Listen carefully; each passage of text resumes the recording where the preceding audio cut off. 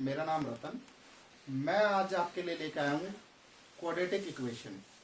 Quadratic equation एक ऐसा chapter है जो आपको क्लास 8th में, क्लास 9th में और क्लास 10th में, तीनों ही क्लासेस में आपको करने के लिए थोड़ा थोड़ा 8th में, फिर थोड़ा उसका नेक्स्ट लेवल 9th में, फिर उसका नेक्स्ट लेवल 10th में आपको करने के लिए मिलेगा।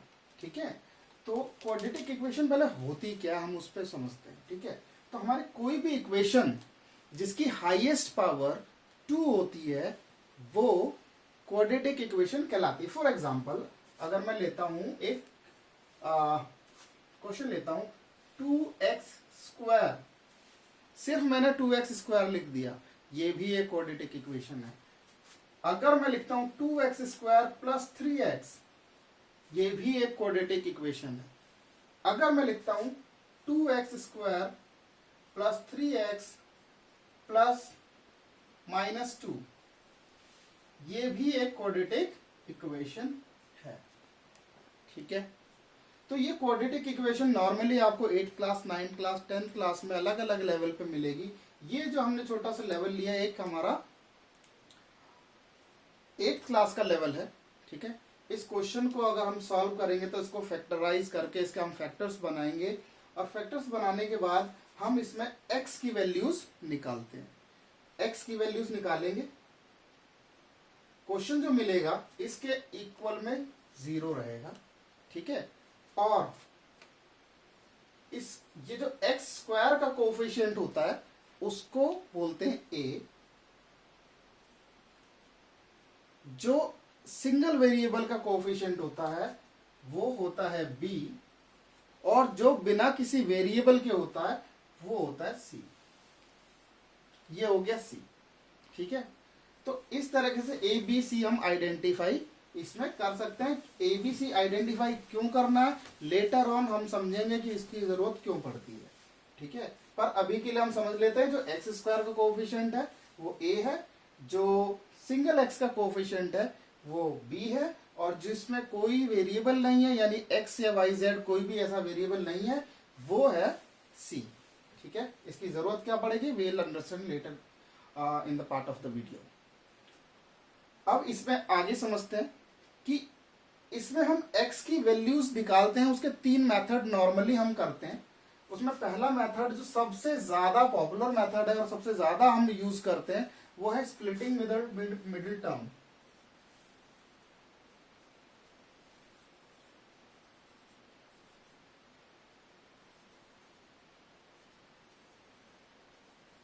Splitting middle term. दूसरा है क्वाड्रेटिक फॉर्मूला।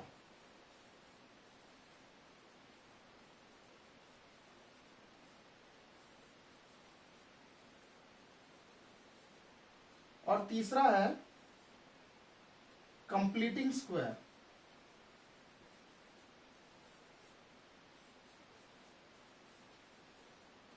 तीनों मेथड सीखेंगे।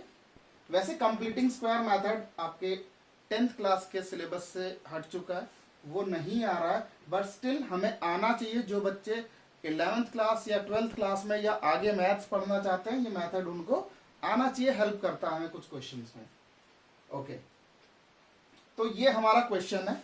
सबसे पहले हम इसको स्प्लिटिंग मिडिल टर्म से करते हैं। तो कैसे करते हैं, तो देखो, जो हमारा a वाला पार्ट है और जो c वाला पार्ट है इसको करेंगे मल्टीप्लाई। a और c को मल्टीप्लाई करोगे तो हमें कुछ नंबर मिलेगा। तो जैसे हमें 2 2 मिला 4, 2 मल्टीप्लाई -2 मिला हमें -4। अब हम जो फैक्टराइज करेंगे इस -4 को करेंगे। ठीक है, तो हमें 4 के 2 ऐसे नंबर चाहिए जिनको हम मल्टीप्लाई करें तो 4 आ जाए। पहली चीज, 2 कंडीशन मीट करनी होती है हमें। पहली कंडीशन ये है कि हमें 2 ऐसे नंबर्स चाहिए जिसको हम मल्टीप्लाई करें तो 4 आ जाए, पहली कंडीशन। ठीक है, दूसरी कंडीशन क्या होगी कि देखो यहां पे माइनस का साइन है, वो दोनों जो भी नंबर होंगे हमने पहले चीज समझा कि इनको मल्टीप्लाई करें तो 4 आ जाए। दूसरा, उन दोनों को माइनस करें। यहां देखो माइनस में है आपका, जो इनका मल्टीप्लिकेशन ए और सी का आया, तो अगर वो माइनस में है तो हमें जो दोनों फैक्टर मिल रहे हैं उनको माइनस करना पड़ेगा। माइनस करने पे मल्टीप्लाई करने पे 4 आ जाए, माइनस करने पे वो जो यहां पे बी वाला पार्ट है +3 आ जाए। देखो यहां पॉजिटिव है तो +3 आ जाए। अब भाई सोचो, बिल्कुल सही। तो हम वो नंबर लेते हैं 4n1। 4n1 को अगर मैं मल्टीप्लाई करता हूं तो मुझे मिल जाता है 4, उसका प्रोडक्ट, और उसको माइनस करता हूं तो वो मिल जाता है 3। हमें फैक्टर्स मिल गए। अब जो हमारी इक्वेशन है मैं यहां पे सॉल्व करके दिखाता हूं आपको। 2x² + 3x - 2 = 0। ठीक है। अब जो ये मिडिल पार्ट है, हम बोल रहे हैं स्प्लिटिंग मिडिल पार्ट, इसको स्प्लिट कर देंगे। किस में कर देंगे? 4n1 में कर देंगे। तो 2x² हमने लिखा 4x - x - 2 = 0। तो इस 3 को हमने ब्रेक कर दिया 4x and 1x में। हमने 4n1 यहां पे निकाले थे फैक्टर, इसीलिए हमने 4x and 1x में इसको स्प्लिट कर दिया। स्प्लिट हो गया। स्प्लिट होने के बाद क्या करना है, हमें 2 सेट बनाने हैं। एक सेट ये बनाना है और एक सेट ये बनाना है। पहला सेट, इसमें कॉमन देखें क्या है, 2x कॉमन है। कॉमन निकाला, यहां से हमें x बच गया क्योंकि 2 निकल गया, x² में से एक x निकल गया, x बच गया। यहां डिवाइड किया आपने 2x से, तो 2 से डिवाइड करोगे 2 आएगा, x को डिवाइड करोगे ये आ जाएगा, खत्म। x + 2 हमें ब्रैकेट में मिल गया। दूसरा सेट ये है, इसमें से हम कुछ भी कॉमन नहीं है। जब भी कुछ भी कॉमन नहीं है तो हम 1 तो लिख सकते हैं, 1 लिख सकते हैं, 1 लिख लिया। अब यहां पे ना एक बहुत इंपॉर्टेंट बात है, याद रखना कि कभी भी यहां पे नेगेटिव आ जाए कॉमन आपका, तो जो ब्रैकेट में वैल्यू लिखोगे उसका साइन चेंज करना पड़ेगा। यहां माइनस आते ही खतरे की घंटी, साइन चेंज करना अंदर जाके। फिर ये बन गया x + 2। तो हम देखेंगे हमारे पास यहां पे भी ब्रैकेट में x + 2 आया, यहां पे भी ब्रैकेट में x + 2 आया। तो ये आइडेंटिफिकेशन है कि हमने क्वेश्चन यहां तक तो सही किया है। अगर यहां पे ब्रैकेट में आपके दोनों ब्रैकेट सेम नहीं आ रहे हैं, इट मीन्स आपने कुछ ना कुछ तो उसमें गलती कर दी है। तो अब क्या करेंगे, हमने तो सही किया, x + 2 आ रहा है हमारा दोनों ब्रैकेट में। तो अब इसमें से x + 2 कॉमन निकालो, यहां से x + 2 को हम कॉमन निकाल लेते हैं। तो हमारे यहां से क्या मिलता है, 2x, यहां से मिलता है -1 = 0। ठीक है। अब क्या करेंगे, दोनों को 0 के साथ इक्वेट करेंगे। x + 2 = 0, 2 का साइन चेंज होगा उधर जाके, तो हो गया -2। हमारे पास x की एक वैल्यू आ गई -2। यहां था दूसरा वाला ब्रैकेट था 2x - 1 = 0। 1 का साइन चेंज होगा साइड चेंज करने के बाद, तो हो जाएगा +1। 2 मल्टीप्लाई कर रहा है उधर जाके डिवाइड करेगा। तो हमारी यहां पे x की 2 वैल्यूज आ गई। एक आई x - 2, x की वैल्यू -2, दूसरी आई x की वैल्यू 1/2। अब देखो, जो आप 8th क्लास में क्वेश्चन करोगे वो यहीं तक खत्म हो जाएगा। 9th और 10th में आपको x की वैल्यू निकालनी पड़ेगी। ठीक है, तो इसको कॉपी कर लेंगे। ठीक है, और मैं आपको टाइम देता हूँ, फटाफट कॉपी कर लेंगे। ओके, तो हमने अभी देखा कि एक क्वाड्रेटिक इक्वेशन को हमने स्प्लिटिंग मिडिल टर्म से कैसे सॉल्व किया। देखो, बहुत सारे ऐसे क्वेश्चन भी होंगे, आप स्प्लिटिंग मिडिल टर्म करते रह जाओगे बट आपको आंसर नहीं मिलेगा। ठीक है, तो उसको हम आइडेंटिफाई करते हैं कि उसका आंसर मिल सकता है या नहीं मिल सकता, हम उसका सोल्यूशन उसके हो सकते हैं या नहीं हो सकते। तो हम अब समझते हैं कि कोई भी क्वाड्रेटिक इक्वेशन के सॉल्यूशन आएंगे या नहीं आएंगे, 10th क्लास तक के लिए बात कर रहा हूं। उससे बड़ी क्लास में जाओगे तो उसमें आप कॉम्प्लेक्स नंबर पढ़ते हैं, वहां पे हमारे सॉल्यूशन निकलते हैं। But up to 10th class वो सॉल्यूशन निकलेंगे या नहीं निकलेंगे, उसको निकालने के लिए हम समझते हैं कि कौन कौन से मेथड होते हैं। ठीक है, तो हम इसमें सबसे पहले हमने आपको बताया था कि कोई भी जो क्वाड्रेटिक इक्वेशन होती है वो इस फॉर्म में होती है। ठीक है, इस फॉर्म में हमारी क्वाड्रेटिक इक्वेशन होती है। अब इसके सॉल्यूशन देखते हैं वो क्या होते हैं। ठीक है, तो पहला जो होता है if d is equal to, D क्या होता है अभी समझाता हूं मैं। d is equal to 0, then the equation will have real and equal roots। इसका मतलब यह है कि अगर हम इसमें ये चेक कर लें कि d का मैं फॉर्मूला बताऊंगा अभी आपको, कि अगर d निकालते हैं वो 0 के इक्वल आ जाता है तो जो x की वैल्यूज निकाली जा सकती है। अभी हमने पिछला क्वेश्चन करा था, उसमें देखा था x की दो वैल्यूज निकली थी, एक आई थी -2, एक आई थी 1/2, तो दो डिफरेंट वैल्यूज आई थी। बट अगर d 0 आ जाता है तो इसका मतलब होता है जो हम x की दो वैल्यूज निकालेंगे वो दो डिफरेंट वैल्यूज नहीं आएंगी, वो सेम ही वैल्यू होगी, इक्वल रूट्स होंगे। ठीक है, x की वैल्यूज को रूट्स बोलते हैं, तो उसके इक्वल रूट्स होंगे। दूसरी चीज, if d is greater than 0, d is greater than 0, then the equation will have real and distinct root। कि रूट्स हमारे जो यहां पे निकलेंगे वो रियल तो होंगे पर दोनों डिफरेंट निकलेंगे, जैसे कि हमने पहले वाले क्वेश्चन में करा था, जो मैंने आपको पहला क्वेश्चन कराया था क्वाड्रेटिक इक्वेशन में, कि दो डिफरेंट वैल्यूज निकलेंगी वहां पे हमारी, वहां पे डिफरेंट वैल्यू हमारी निकली थी वहां पे। ठीक है, तो अब तीसरी सिचुएशन समझते हैं कि if d is less than 0, d less than 0 मतलब माइनस में आ गया, तो द इक्वेशन will have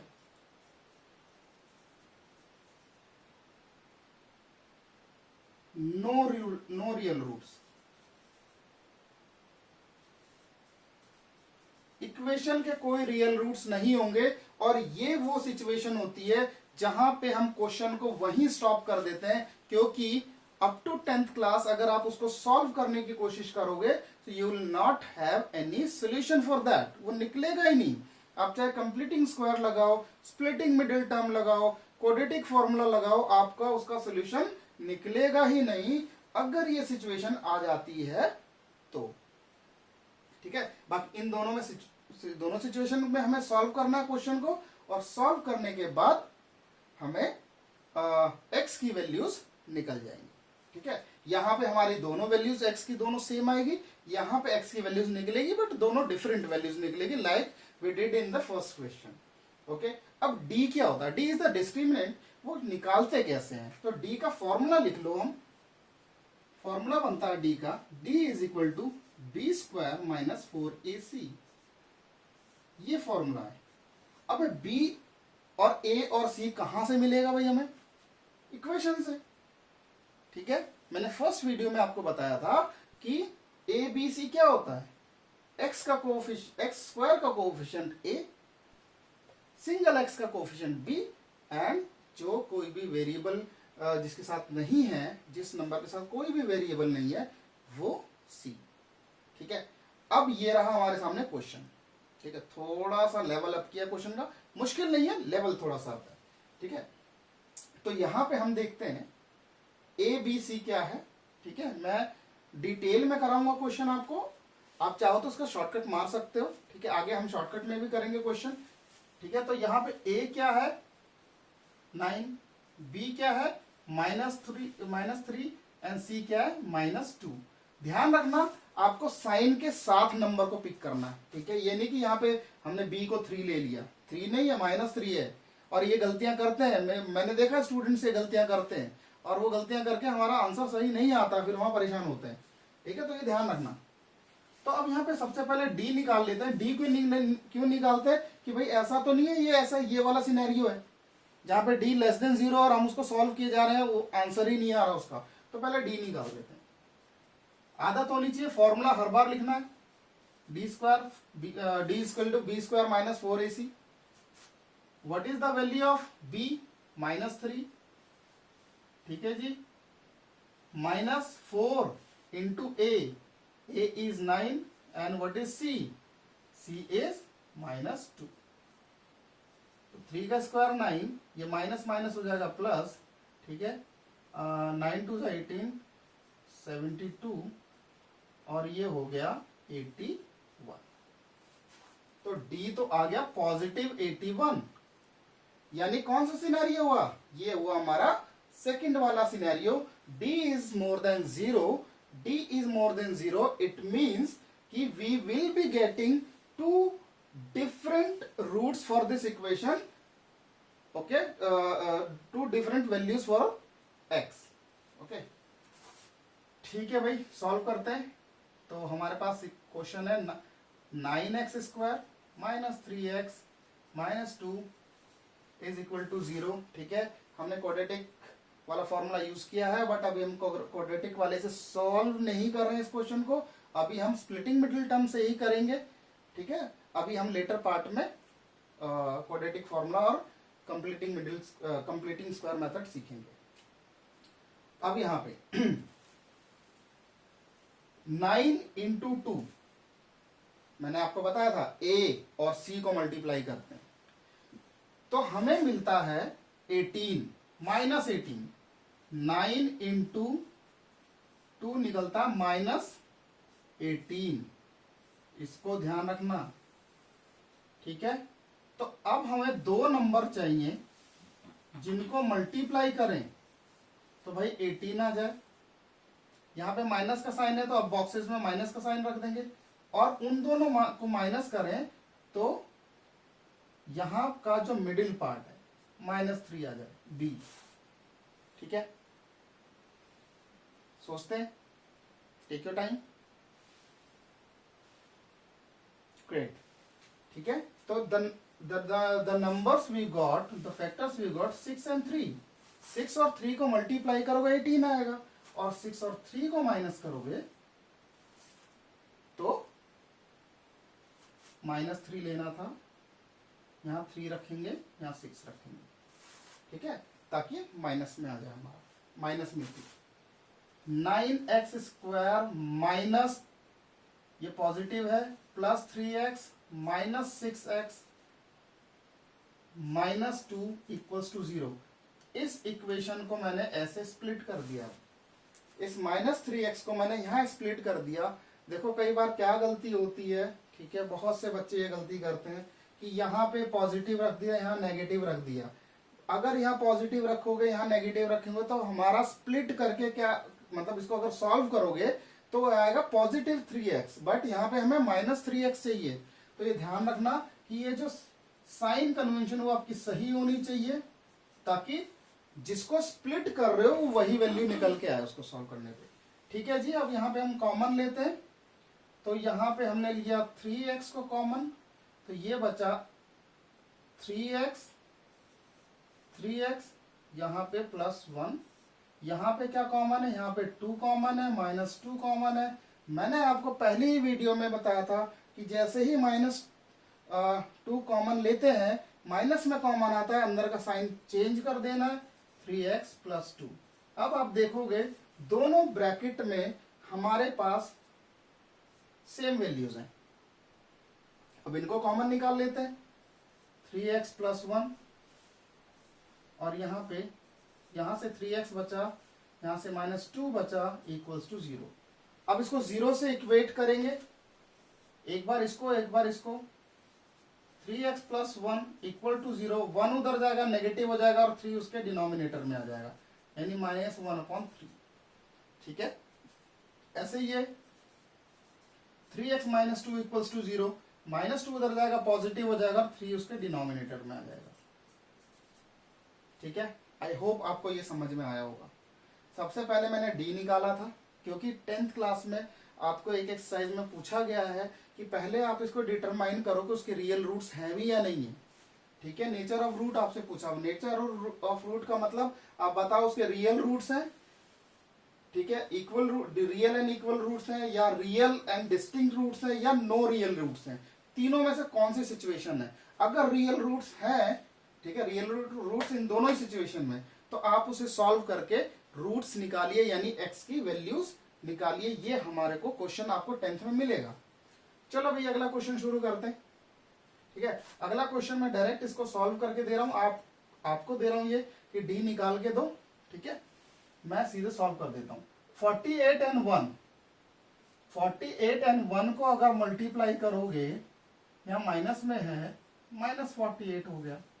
तो अब आपको 48 के दो फैक्टर्स देखने हैं, 48 के दो फैक्टर्स देखने हैं जिनको अगर हम माइनस करें, ठीक है, माइनस करें तो 13 आ जाए, ठीक है, और मल्टीप्लाई करें तो 48 आ जाए। तो ढूंढो कौन से दो नंबर है। 16 एंड 3, राइट, 16 एंड 3, 16 3 जा 48 होता है, 16 में से 3 माइनस करेंगे तो 13 हो जाता है। ठीक है, तो 48x², ये -1 को ऐसे ही लिखा है, इस 13 को हमें ऐसे स्प्लिट करना है कि ये स्प्लिट करने के बाद जो वैल्यू है, देखो सॉरी 3x, 16 में से 3 माइनस करोगे तो -13 ही आएगा, इसलिए मैंने 16 का साइन नेगेटिव रखा है और 3 का पॉजिटिव। तो ये ध्यान रखना है आपको कि आप साइन क्या लगा रहे हो, यहां बहुत गलती होती है। ठीक है जी, अब यहां क्या कॉमन है, हमारे पास 16x कॉमन है। ठीक है, 16 3 जा -1, यहां कुछ कॉमन नहीं है, पॉजिटिव आ रहा है, कोई प्रॉब्लम नहीं है, 1 ले लेते हैं, -1 इक्वल्स टू 0। अभी दोनों ब्रैकेट में हमारे पास वैल्यू सेम है, इनको कॉमन ले लो, ये 16 + 1 इक्वल्स टू 0। इक्वेट करते हैं 0 से, 1 उधर जाएगा पॉजिटिव, 3 नीचे आ जाएगा, यहां पे x था, 16x + 1 इक्वल्स टू 0। ठीक है, -1/16। देखो हमारे दो नंबर्स आ गए, दो डिफरेंट आया, तो डेफिनेटली जब आप d की वैल्यू निकालोगे तो वो आपको ग्रेटर देन 0 मिलेगी, इसीलिए हमारे दो डिस्टिंक्ट रूट आए हैं और रियल रूट्स आए हैं। ठीक है, तो आप कॉपी कर सकते हैं सारे क्वेश्चंस, एंड जो मैंने लिखा है वो सारा कॉपी कर सकते हैं, यू हैव टाइम।